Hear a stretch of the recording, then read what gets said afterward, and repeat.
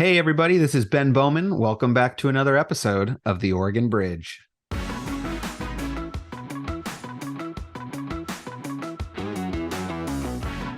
Vic, if you look at his politics from the time he was first elected until he left office, his politics didn't change at all, but the Republican Party changed around him. And certainly as we get into talking about Vic and Tom had a love-hate relationship. Vic's 100th birthday is Monday, the 20th. Tom McCall and Vic Atiyeh first met in 1958. They had a talk, and Tom McCall said, Audrey wonders why I'm even traveling with you, my worst enemy.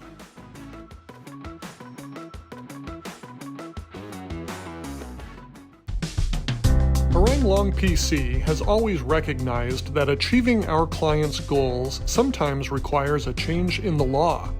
And in other situations, clients need help stopping or changing proposed amendments to the law that put their interests at risk. For decades, we have played a role in shaping Oregon law on many subjects, from narrow regulations to major policy changes implicating billions of dollars. Our lawyers work with clients to draft legislation, prepare legal opinions and testimony to share with legislators, coordinate with professional lobbyists, and work directly with policymakers. To learn more about Harangue Long's policy and politics practice, go to harangue.com. That's HARRANG.com.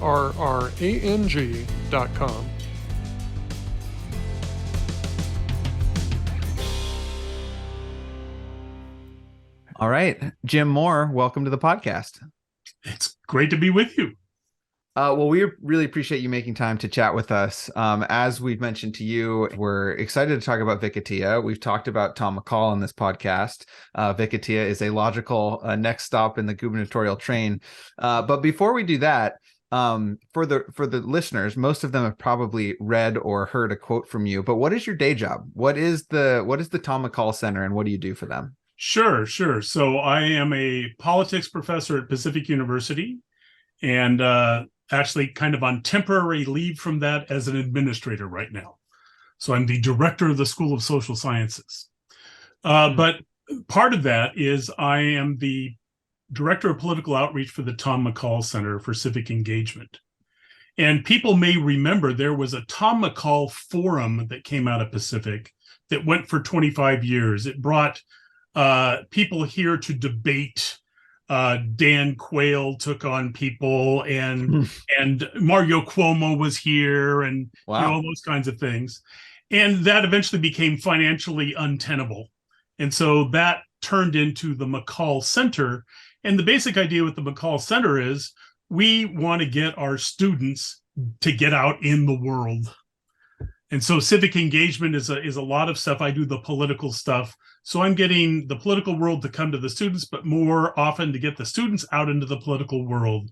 That's internships. I teach a class where everybody's got to work for a political campaign. It's cool. Making connections with students and, people who are out there. So it's really fun. And it kind of hits something that's important to me. And it was important to Vic Atiyeh as well, of getting people in your learning out of the books and into the real world. That's where the messy stuff takes place, and that's where the real stuff takes place. So real quick follow-up before we talk about the book briefly. Why is it the Tom McCall Center and not the Vic Atiyeh Center? Well, exactly. And the dean at the time I started the book asked that very question. Because our Tom McCall Center stuff that say Oregon's most famous politician, you said, but won't Vic Atiyeh be the most famous politician? Well, even when the book gets out, no, I think Tom McCall is going to be the most famous politician. Tom McCall, because the person who founded it, a political science professor at Pacific named Russ Tondero, reached out to the McCall family, and Audrey McCall, Tom's widow, said, yes, you can use Tom's name. This is something he would appreciate and support, getting people from both sides to come and debate and bat ideas around. And then when it became the Civic Engagement Center, the McCall name came with it. We have Tom McCall Fellows. People can apply to be one. And there's a quote from one of his inaugural addresses, and they have to write an essay. So he's still he's the thing against which all governors are measured. Mm-hmm. And certainly as we get into talking about Vic and Tom had a love-hate relationship. But Vic be the first to acknowledge, yeah, he was the flashy guy that people are going to know. I was the quiet guy that people didn't know. Why don't we write a book and make that change? But yeah, so that's why it's the McCall Center. Awesome.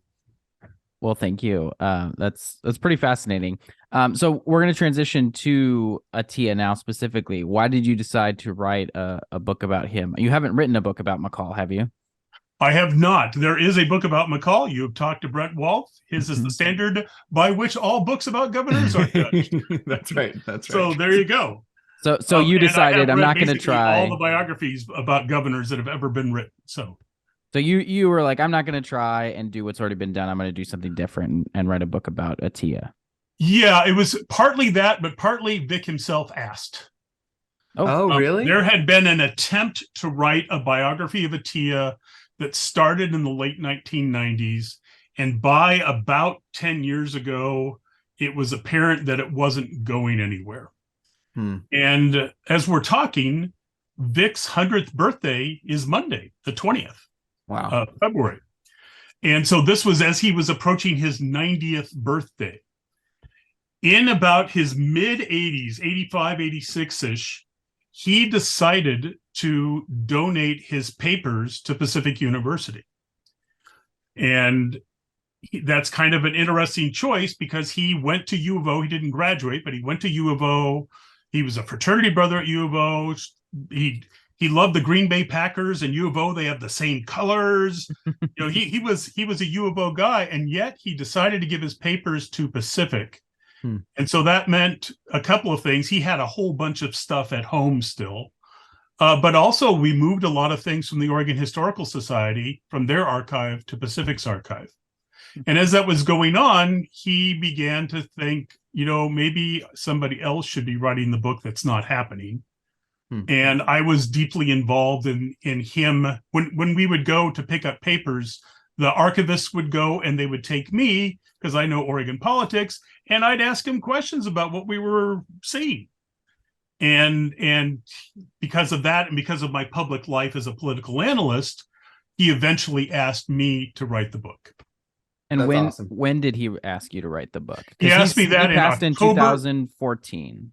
Yeah, so he passed in July of 2014. He asked me in October of 2013. Oh, wow. So I was able to interview him 4 times before he died. The last time was about 3 weeks before he died. I was going off for a big, long trip. I'll talk to you in a 5th interview when we come back. He was about ready to celebrate his anniversary, 70th anniversary. And on his 70th anniversary, that's when he fell. I got back, found out he was ill, and then he died just a few days later. Well, what a great honor to have Vic want you to write the book. You mentioned his fraternity days. He was actually a member of the fraternity that I was a member of when I was at U of O, and that's how I met him. I met him in 2013, and we got coffee a couple times, and he stayed super involved and engaged till the very end.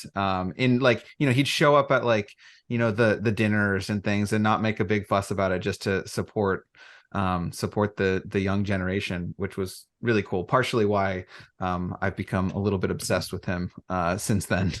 Yeah, and Dan Levy, another fraternity brother, would drive him down from Portland down to the fraternity. Yeah, that's right. Yeah. Okay, so let's get into the life of Vic Atiyeh.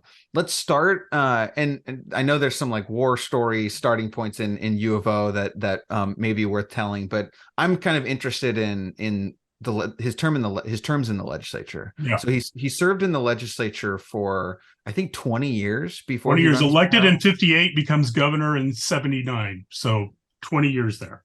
And House and Senate. I think a short stint in the House and then mostly in the Senate.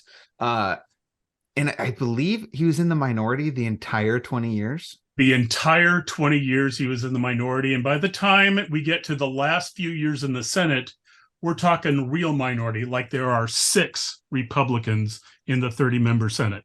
So they were called actually the phone booth caucus because a Klamath Falls newspaper person said, hey, you could all fit in the phone booth. If you know the second floor of the Capitol, there's phone booths that are still there. They no longer have phones. And so there's a picture of all of the members of the caucus jammed in there.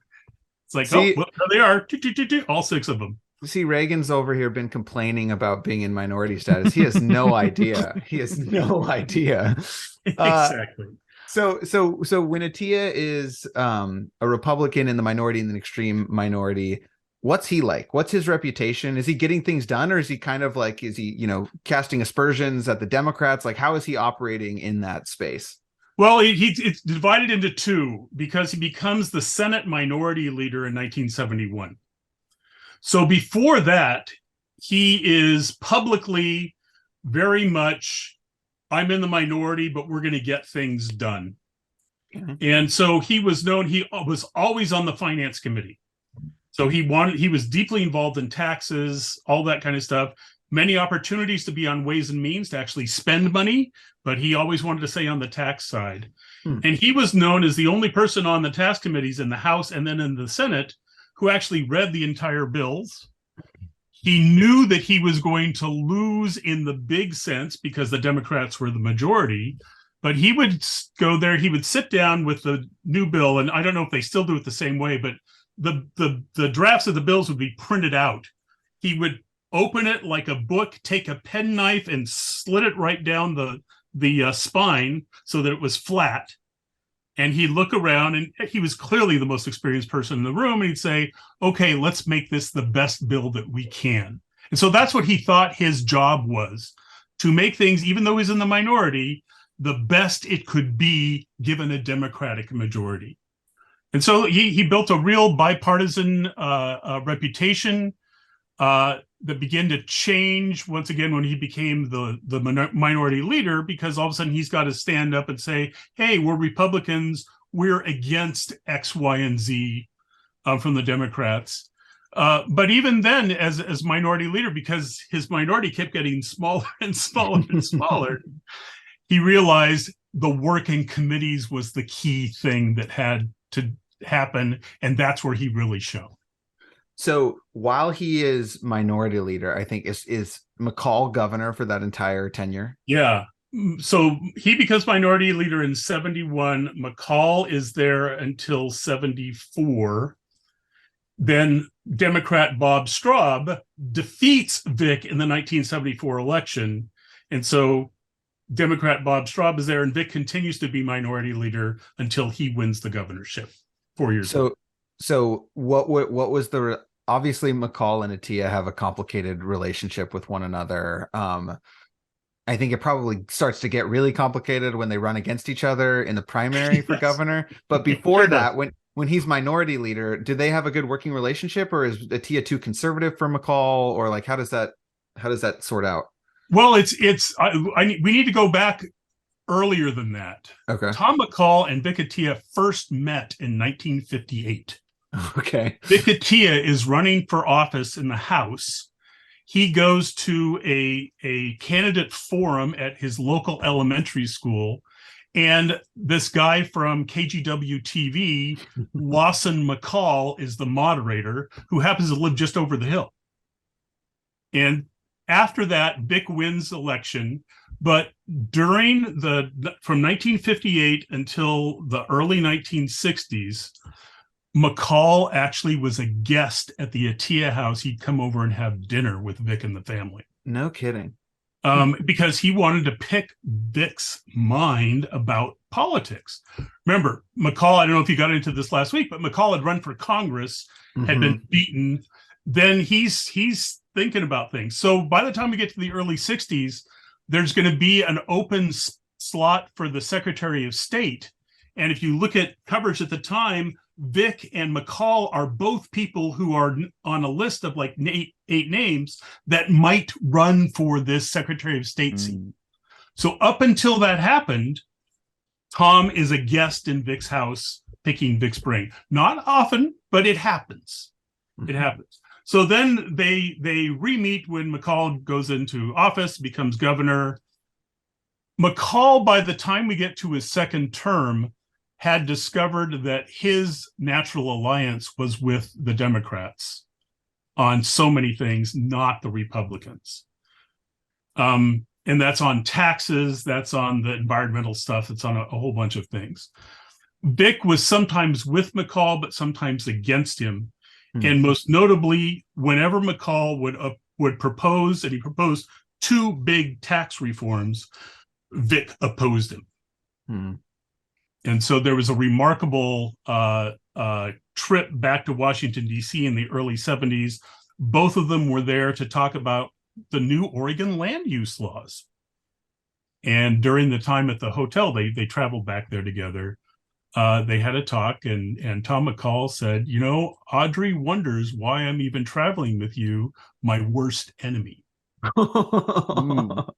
And yet, as Vic noted, when there were times when McCall wanted to debate somebody about a new tax plan or something, he always wanted to have Vic there, because Vic's reputation is, we've got to do this right. He knew Vic would be honest in his opposition.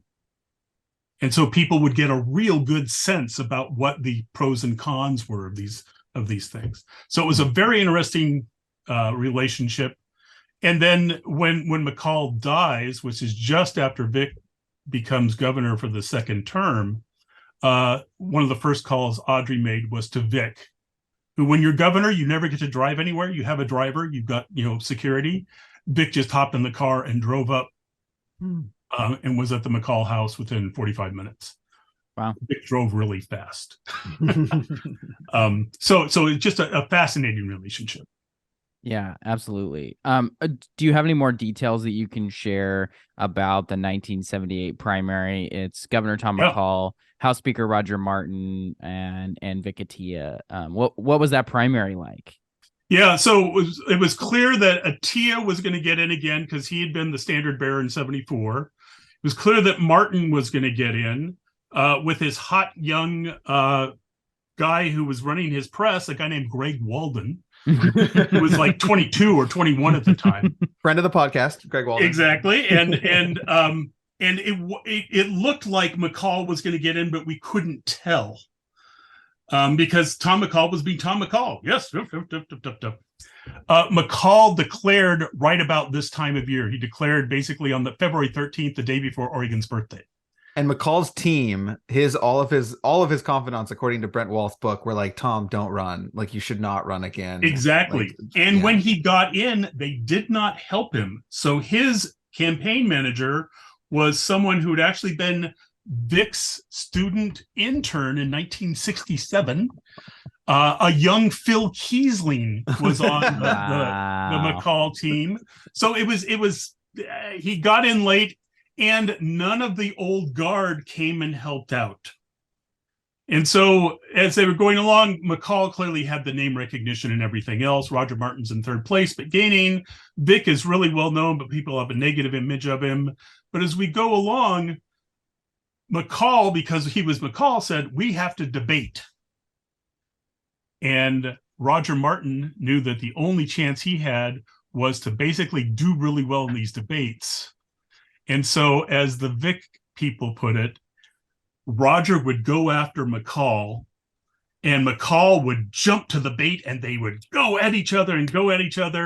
And as they put it, Vic would just stand in the corner holding Roger's coat. Because it's driving down McCall's numbers. There was a crucial poll just a couple of weeks before the election. And this is in the days before 24-hour news cycle. So the McCall people are at the Oregonian printing press waiting for them to put the day's paper in that little box until you can put your quarter in and buy the paper. And the poll showed that McCall's lead was shrinking and Vic was gaining. And Vic looked at it, and he was really experienced in elections, and he said, I'm going to win. And it's clear, talking to McCall's campaign manager, they knew they were going to lose at that moment as well. And that's what happened.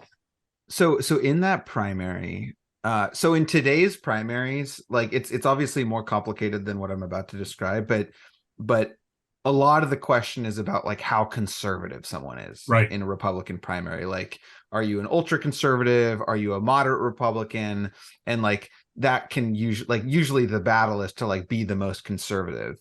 I imagine there was a different framework in 1978, although I'm not 100% sure. Like my perception is Atiyeh was perceived as the most conservative, and like the Republican base was starting to turn on McCall because of his perception as a conservationist. How do you understand the base dynamics, the Republican Party dynamics at the time? Yeah. So actually, Roger Martin was considered the most conservative, which was a godsend for Vic. Vic, if you look at his politics from the time he was first elected until he left office, his politics didn't change at all, but the Republican Party changed around him. Okay. It wasn't quite the case. You may recall or have heard when Mark Hatfield retired in 1996. He said, you know, if I were to run as a first-time candidate now, I don't think I would win a Republican primary. And Vic was watching that happen. Mm-hmm. So here's what was happening in 1978. The timber barons were not giving their money to Vic because they wanted to hold out to support whoever, and they thought it would be Straub, whoever was going to take on Tom McCall to defeat Tom McCall in the general election. The timber barons would have given to Straub to beat McCall? And Straub, who was a Democrat, but also he was a woodland owner who was a business person who knew the timber industry like it was going out of style. Interesting. But also a conservationist, right? Like he's not also a conservationist. Exactly. And to a certain extent, not a certain extent, to a big extent, more of a conservationist than McCall was. And Straub, he was frustrated. He was really frustrated. But Vic was frustrated too. I talked to the people who were his drivers. You know, driving him hither, thither, and yon. And one of them was his nephew. And they would pull into a place where before in 74, Vic had gotten a big check. No big checks. Because we're holding on to our money because McCall's going to be the nominee and we've got to make sure that McCall doesn't win. So that's beginning to happen. Vic was referred to in the media as a conservative. When that first happened in 74, which is the first time when he ran for governor, first time he'd been referred to as a conservative, he thought, oh my gosh, that's a blow. And 74 is also, that's the Watergate year. So we got Nixon resigning and all this kind of stuff, and it's a blow. By the time we get to 78, Vic is seen as a little bit more moderate because Roger Martin is there. And clearly, of all the major candidates, McCall is the most liberal, even on the Democratic side. So it's just a dynamic that you just wouldn't ever expect. Well, and you had in Oregon. Sorry, Ben, but in at the presidential level, I was just looking this up to confirm my knowledge was correct. You had Reagan almost beat Ford in 76, come close, and so that new hard charging, little bit more conservative wing of the party was really bubbling up at that time, and so 78 was a Republican year. Dems, I think, held on to Congress, if I remember, for Carter, but Republicans were picking up seats in that year too, and so that was helping push Atiyeh at the general election level, and probably some in the primary a little bit. Yeah. So here's a little story from that 78 campaign. They got a check from Ronald Reagan's campaign arm, and his campaign manager, Vic Atiyeh's campaign manager, said, "Should we cash this because that will label us as conservative?"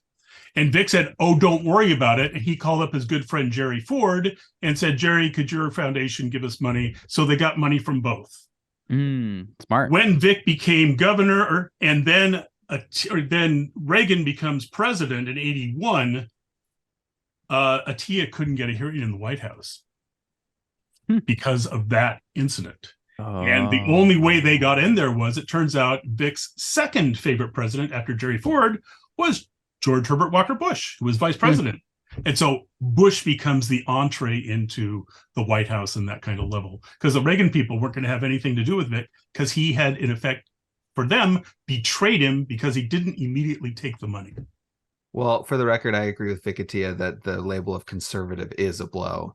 And really negative. So I'm just kidding, Reagan. Look, I was just thinking, Ben, that Vic Atiyeh must be the most successful minority leader ever because he made that minority as small as humanly possible. Okay, so in seriousness, you've alluded to this on a couple different ways, but I'm curious your explanation of why Vic Atiyeh, it's the same candidates in the general election in 74 and 78. Atiyeh loses in 74 and wins in 78. What's the explanation for how that happens? Explanation number one, Bob Straub did not have a successful governorship. Okay. And some people attribute it to his choice of, for instance, the chiefs of staff and things like that. Kind of insiders looked at his chief of staff and said, oh, this isn't going to work out well. And it didn't. Other people look at Straub, who was a self-effacing person. He wouldn't step forward and take credit. Okay. There were also beginnings of recessions that were going on, and you always kind of blame the incumbent. And then Vic Atiyeh did something that is so rare. He ran and lost, and then he said to himself, I know the people of Oregon. I like the people of Oregon. I think I'm going to try it again because I know how to do this better. So he put together a better campaign, but he had a list of thousands of people who'd volunteered for him in 74, and they were all incredibly happy to do it again. In 78, there was a reporter who heard about this list, and he said, I don't believe the list. They invited him in, and they just had boxes filled with 3x5 cards. And the reporter said, can I just take some of these and check them out? And they said, sure. And he pulled out about 20 of them. He went and he called every one of them, and the information on the card was accurate. Yes, they were strong Vic supporters. Yes, they were going to do whatever was marked down. I'll put up a sign. I'm going to organize 3 people. I'm going to do all that. And the reporter didn't ever use it in his story, but he said, I'm convinced. You're really talking to people all across the state. It's very similar to like Richardson, who runs an okay campaign, but not a really expensive campaign against Kitzhaber. But I think I've always thought that one of the reasons he won Secretary of State is he kind of, he was pointing at Kitzhaber and saying there's some issues here. And then, the voters say, oh, you know what, maybe he was right, in a sense. And they give him another shot at it. And he also gets lucky on his opponent and some other stuff like that. But yeah. And like Bob Straub, Brad Avakian was somebody who never really explained what I would do differently. And Richardson was able to in effect say, here I am. I don't know if you remember he was up here in Portland for that summer. So all these ads are of him on a motorcycle and his leathers driving around Portland. Hi, I'm young and alive. I loved it. All right. So what would you say from Vic Atiyeh's career, governorship or legislature, what was his most important achievements? Maybe one or two. Most important achievement is the Silicon Forest. It was here already. Tektronix had been around for since the early 60s, 1950s, in the form that we know it. Intel had already come in, but Vic Atiyeh is hit with the worst recession Oregon has ever had. You can argue that it's even worse than the steep COVID dip that we took because it lasted a lot longer. And Vic's response after it was horrible. Banks were closing. Half the people in Coos Bay were put out of work over weekends because timber places were shutting down. But Vic looked up and said, I've got to help change Oregon's economy. And what he did is he became Trader Vic, and he went and started recruiting businesses, especially Japan, but also Taiwan, Korea, and getting them to come here and invest in building high-tech factories, getting that going. And so he's the one who took a couple of companies and turned it into the forest that we know. And so that's his biggest achievement. It's fascinating because in my observations, that's what also turned Washington County Democratic. Because it brought in very different people. And so talking with Vic's former chief of staff, who's become a very good friend, she just says, I just wonder what Vic's doing up there in heaven, because I think you're exactly right. His Republican policies made Washington County Democratic, his hometown. There you go. But I think that's his number one legacy. So I met this gentleman for coffee a couple weeks ago who was and then I was reading your little write-up on the Oregon Encyclopedia about Vic Atiyeh, and he had mentioned the unitary tax. And the repeal of the unitary tax, which I don't fully understand, but basically it's like a tax on sales outside of Oregon. Is that basically the way to understand it? Okay. So Vic apparently was involved in designing that tax as a legislator, and then central to the repeal of that tax as governor. Can you explain why that was a critical part of this story? Sure. It's a critical part. We don't have to get into the tax itself, but basically it's, do you tax an international corporation on its global footprint or its Oregon footprint? That's basically it. And the reason that Vic was so instrumental in repealing it is, A, he called the special session of the legislature to do just that. But he was hearing, especially from Japanese companies, we will not invest in Oregon because of the unitary tax. It's been going on for a while. And so they made the plan, and I've got it pegged down to the actual weekend, Memorial Day weekend, after meeting with the head of Sony and all this stuff. The drive back, Jerry Thompson, his chief of staff, is in the car, says, Vic, we really have to repeal this unitary tax. And Vic said, we can't do that. We just can't do that. And then the next morning he slept on it and he said, okay, we got to do it. So what do we need to do to make that happen? And it became a big deal because the tax itself was minuscule, but symbolically, it was Oregon opening the door to the international community. And it's part of a national conversation. There was, should there be a national unitary tax? What states had it and didn't have it? And big Japanese corporations were going to states that didn't have it. And they were saying, we're opening up a plant here. And it was clear that Oregon needed to get in on that. Other states repealed it that same year, but we were first. And because of that, we were the most famous. So Vic was the first Oregon governor, first governor of any kind to go to Japan and speak to their most powerful industrial organization, because he was the hero in Japan who had slain the unitary tax. And that opened the door to all sorts of companies coming here. So I'm going to call an audible here because that makes me, I'm curious your take on this question. So Governor Tina Kotek in her inaugural address references Vic Atiyeh and talks about how she is the first lesbian governor of Oregon. He was the first governor of Arab descent.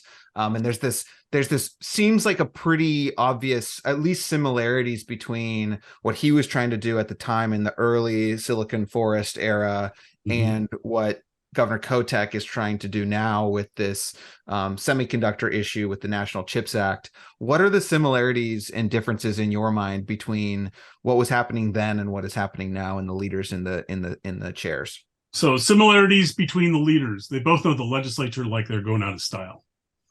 And just like Vic, Tina Kotek, especially because she's been speaker, and you've seen this in her activities just, with the OLCC just in this week. She knows who runs the agencies. She knows who runs the departments. She's got opinions about them. She didn't just change things. Vic came in. He's a Republican succeeding a Democrat. He basically asked for about as many resignations as Tina did, and he made changes at about the rate Tina does, which is not many. Yeah. Not many changes, because he knew them. He knew who was good, who he didn't want to work with, that kind of stuff. So that's a similarity. Other similarity, the focus on high tech. Now with Vic, that came after the recessions hit. He doesn't really start becoming Trader Vic until after his second election. He's thinking about it before then, but it's not until 1983 that he really starts hitting the road and spending a lot of time overseas. But seeing that there's got to be a replacement. But Vic is living with a different world. He's living with a world where the timber industry was dominant just last year. Tina Kotek's living in a world where, especially in Oregon, away from Portland, the timber industry's now been gone for 40 plus years. That's right. And people are still saying we have to bring the timber industry back. It's like, it would have appeared by now, I think. And so she's dealing with a different set of assumptions about what government can do. Partisanship is different, all those kinds of things. I have one question. I mean, I got a couple, but I think for what our time purposes, the most interesting might be a really important event or series of events that happened in his governorship that I actually don't know a lot about how he responded to, which is the Rajneeshees, which is a fascinating little tale in Oregon history. They've made a Netflix documentary series about this. It was like international news at the time, and I think not well remembered by a lot of particularly younger folks today. Can you explain a brief summary of what happened, and then particularly what was Vic Atiyeh's role in the controversy? Sure. So fall of 1981, the Rajneeshee show up. They're a group from India that pretty much has been pushed out of India due to a variety of reasons. They come to New Jersey. They want to find a new place for them to be. They end up in Eastern Oregon on a ranch. When the Bhagwan, who was the head of this group, who was in a period of silence for the first several years they were here, when he first saw it, he apparently thought to himself, what on earth? This is not what I was expecting, which is a lot of sagebrush, some mesas, and it was the big muddy ranch. It was a muddy creek. But they began to build their center. There were already centers of this particular group around the world. He ran a series of coffee and tea shops. And they're still around there. If you're ever someplace like in Denmark and you see an Osho coffee place, that's still the same group. They're still there. So what is this to Vic? Vic is governor at the time. This is what I think this is going to be the most important part of my book. People have no idea what Vic did. At the time, the face of Oregon government was Norma Paulus, a Republican Secretary of State. The Rajneeshees were trying to play fast and loose with election law. Kinda. They were actually following the law, but Norma was the face of all that. Sometimes there were education things, and so Vern Duncan, the elected superintendent of public instruction, was the face that was going on.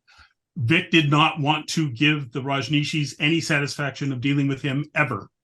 And Frohnmeyer was involved too, right? Dave Frohnmeyer was involved, exactly. Frohnmeyer and several of them. Then the Rajneeshees, there were murder plots against them, right. Just all sorts of things. And eventually biological warfare. This is just nuts. It gets weird, yeah. It gets really weird. Vic, by the end of 1981, had given explicit orders to the Oregon State Police infiltrate that place. And so what does that mean? There. What does that mean, infiltrate? That means have people dress up like they're joining your cult and have them go live on the ranch. No kidding. Does he do that with anything written, or does he just tell them that? It's told. And so I have this from the memories of the people who were in the meetings, but nothing's written down. And from there, the cloak and dagger stuff is just stunning. No kidding. There's a crucial meeting between, and how important it was it? Jerry Thompson, his second chief of staff, and the one who was there the longest.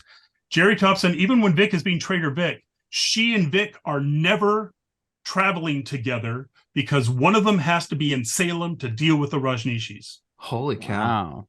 It's that serious. And when he's traveling, they're with the State Department and secret lines and speaking in code and all this kind of stuff to if anything pops up while Vic is out of town in Syria or wherever he happened to be. So really stunning. Yes.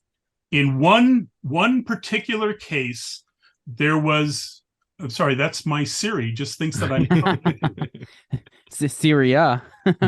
Exactly. Buddy, you can edit that out if you want to. I think it stays in. It stays in. That's great. There was actually a meeting between Sheila, who was the head person of the Rajneeshees after the Bhagwan, and Jerry Thompson. It's at night in the Portland building that the state owns in downtown Portland. The date is not sure, but I looked at weather things. I think I have the date pegged down. They're taking Jerry to the meeting. Who's driving the car? The chief of the state police. Who else is in there? The adjutant general of the Oregon National Guard. Wow. This is high level stuff. They pull out of the garage in Salem to head to Portland, and this bum comes up, and the state police guy rolls down his window and says, here's some money or something, and rolls the window up, and Jerry, rolls the window up, they're heading up, Jerry says, why did you stop for that guy? I was getting the latest direct report from Rajneeshee. It was one of the undercover guys. Are you serious? Yes, I'm totally serious. Oh my So God. they go up, they have this meeting, and the meeting does not go well. Sheila had a mouth on her, and Jerry said, so here are the rules. You can't swear, you can't yell or anything like that. And within just a few seconds, she swears and yells, and Jerry just slams her hand down, and the meeting's over. And she always wondered, did I do the right thing? So she's doing that. I have interviewed Vic about this, not about that meeting, but about this time. Vic is absolutely convinced that that's when the Rajneeshees learned that they weren't going to get what they wanted from the state of Oregon, and they began to work for what's our exit plan. So that kind of stuff's going to be in the book, and it's like, you're kidding me. That is crazy. So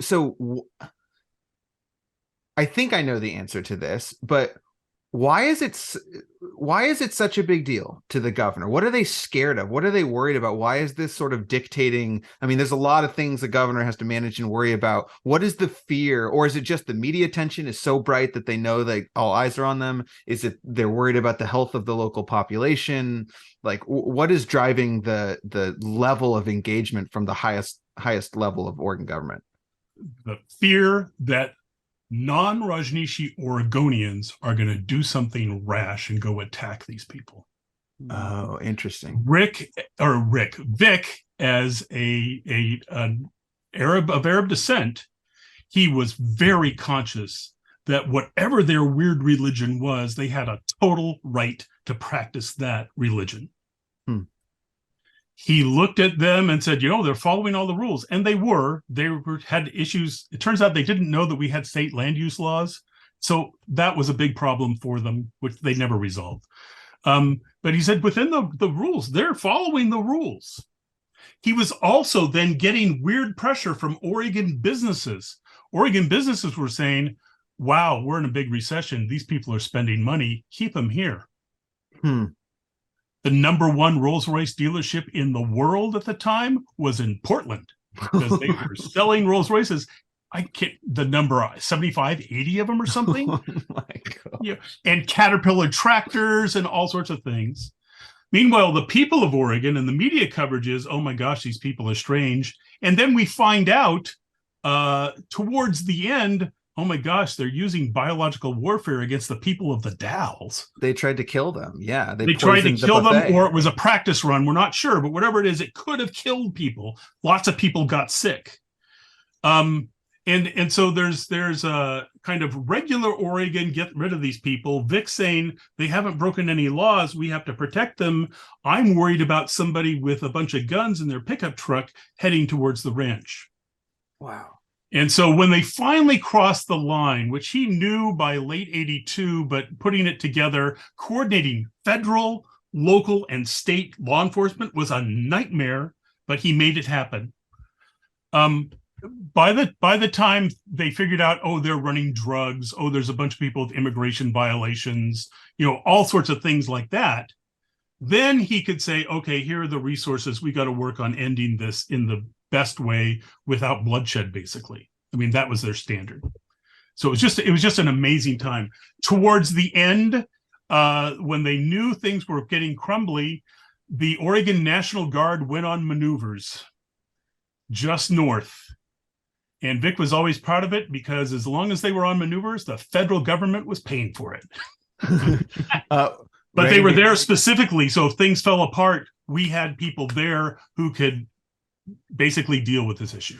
Reagan, before you ask the last question, there's this little excerpt from your mini biography of him that says he never met face-to-face with the representatives of the Rajneeshees, which we talked about, and he always carried an unsigned executive order that would have declared martial law in Wasco and Jefferson counties. What does that mean?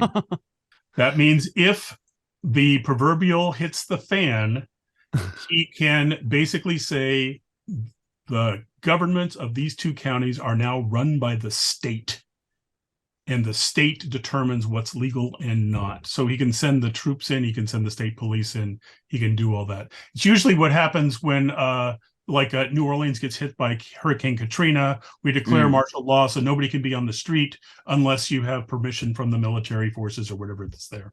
So he had the authority to do that if he wanted to. Absolutely. Absolutely. Do you know how close did it ever get to a place where there was conversations about, is it time? No, it never did. But very Ben, few people knew that he had it. Having that drafted is a pretty serious direction. Yeah, no kidding. Like having that on you is nuts. There's, just before the last question, there's another one for his overseas trips. He had something drafted for his chief of staff that nobody else knew about, that when he was in the Middle East, if he was ever kidnapped, there would be no negotiations for his release. No. Wow. No, we're not paying any money or doing anything. Nobody knew that except her. People didn't find out about it until I started doing the book, and they found out about it. Well, for our last question, and I appreciate you. You've been very generous, Jim. I encourage everyone, when the book comes out, go get it, read it. I will do the same. What do you think Vic Atiyeh's legacy and relevance is today? Beyond semiconductor, I think that's, I was fascinated by that. I didn't quite know that. So I think that's one relevant piece. Is there anything else? Well, he is famously the last Republican governor. As he jokingly said, no, I'm the latest Republican governor. He didn't want the implication that there would never be any others. Right. And that becomes whatever people want to see in it. The subtleties of whether he was moderate or conservative. When Reagan was elected, everybody referred to him as moderate. Heck, he took on Reagan in the 1982 re-election very publicly. That kind of stuff gets lost. Now it's Republicans look out there and say, wow, Vic Atiyeh was the last one. That must be the kind of Republican that I am. And they're very different. Very, very, very different. So that's a legacy. Other legacies are things that are kind of baked into Oregon political culture. The kicker is from Vic's time. And Vic supported the kicker for a long time. In his last days, he came to say, I don't think it's any good anymore. And it wasn't because he didn't like the kicker itself. He thought it had become an entitlement. Oh, interesting. He didn't like entitlements from government. He wanted, it's a remarkable thing for a one-time thing, great, but don't keep doing it. And so things like that still exist from when he was there. And he was absolutely crucial to things like the Columbia Gorge, that kind of stuff as well. It turns out his family owned the area that is, I just spaced on it, the area outside of Salem, that just got burned in the fire, the horrible Opal Creek. Opal Creek. Wow. That was his father-in-law had all the mining patents there. That's where they had the family cabin. And so Vic was involved in those kinds of things in interesting ways. Bob Packwood to this day is still frustrated that Vic called himself an environmentalist. But when you look at Vic, he was, but not in a Bob Packwood sort of way. And so those kinds of things are there, but you don't see his name on things. That's right, except for the airport terminal at PDX. That's like the airport terminal. Yeah. And then there's one on a sign. The Lower Deschutes is a public access park, and Vic's name is on one of those signs. And then, of course, in my district, there is the Atiyeh Brothers rug store, but not so much a monument. Exactly. To Vic. Jim, thank you for coming on the podcast and telling us a little bit about Governor Atiyeh. Last question is, when's the book going to be done? When can we get the book? And what's the best way for people to reach you or learn more about you? Sure. The book is done and it's been edited. I've talked to a couple of publishers and they don't want it, so I'm looking for a publisher. So we'll figure it out. And I got a few options there. Okay. And that's fine. They wanted a book that I didn't want to publish, and so that's great. We'll work it out. If people want to get hold of me, just go to the Pacific University website. I know because when I talk on the radio or television, people are cranky. They can certainly find where I am. and that's fine. And yeah, people want to talk, we can talk. Absolutely. Awesome. Jim, thanks again for coming on. We really appreciate it. Hey, you're welcome.